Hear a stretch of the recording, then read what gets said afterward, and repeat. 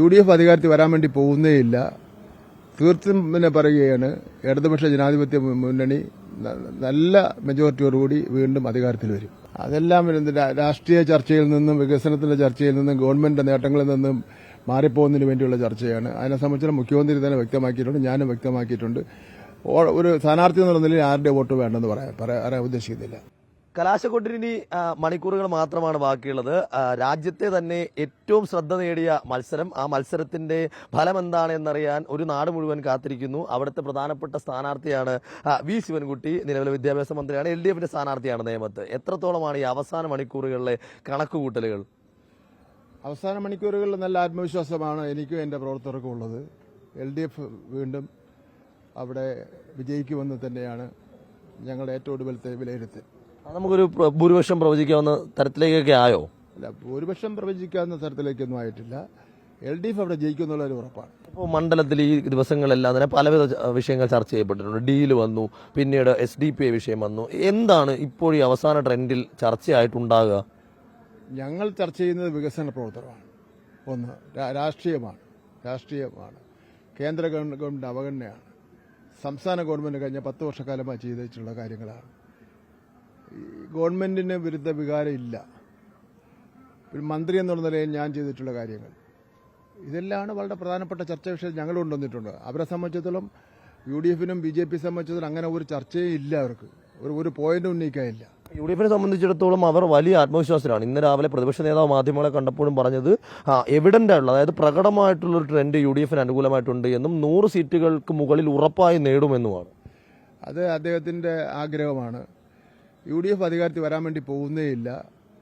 തീർത്തും പറയുകയാണ്, ഇടതുപക്ഷ ജനാധിപത്യ മുന്നണി നല്ല മെജോറിറ്റിയോടുകൂടി വീണ്ടും അധികാരത്തിൽ വരും. പഴയ 110ന്റെ കണക്ക് ഇപ്പോഴും പറയുന്നുണ്ടോ?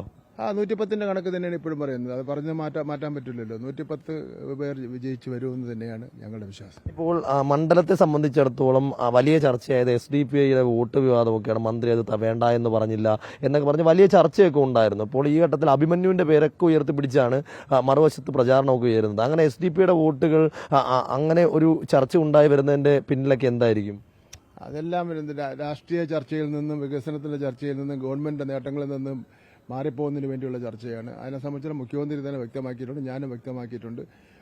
ഒരു സ്ഥാനാർത്ഥി എന്നുള്ള നിലയിൽ ആരുടെ വോട്ട് വേണ്ടെന്ന് പറയാൻ ഉദ്ദേശിക്കുന്നില്ല. ഇപ്പോൾ മണ്ഡലത്തിൽ പണമൊഴുക്കുന്നു എന്ന ആരോപണമാണ് മറ്റൊന്ന് ഉയർത്തിയത്. അതിൽ പരാതി നൽകുകയും ചെയ്തു. അക്കാര്യത്തിൽ രാജീവ് ചന്ദ്രശേഖർ ഇന്നലെ പരിഹാസത്തോടെ ചിരിക്കുകയാണ് ചെയ്തത്.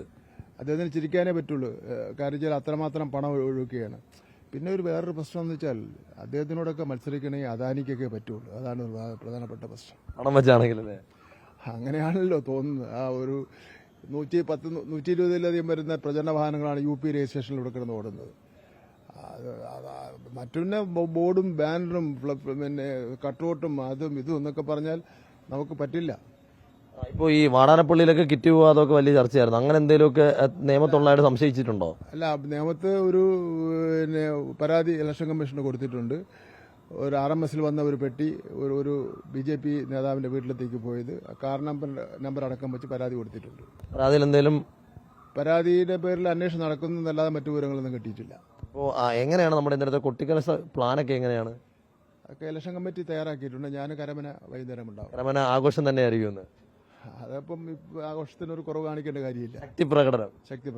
അപ്പോൾ അത്തരത്തിൽ കരമന നഗരം മുഴുവൻ ഇന്ന് ആഘോഷം തന്നെയായിരിക്കുമെന്നാണ് വി ശിവൻകുട്ടി വ്യക്തമാക്കുന്നത്. തങ്ങളുടെ ശക്തി പ്രകടനം തന്നെയായിരിക്കും കൊട്ടിക്കലാശത്തിന്റെ അവസാന മണിക്കൂറുകളിൽ ഉണ്ടാകുക. വീഡിയോ ജേർണലിസ്റ്റ് ജിനീഷ് ജോസിനൊപ്പം റിപ്പോർട്ടർ ഗോപാൽ ശിലാസനൽ, ഇൻ റിപ്പോർട്ടർ, തിരുവനന്തപുരം.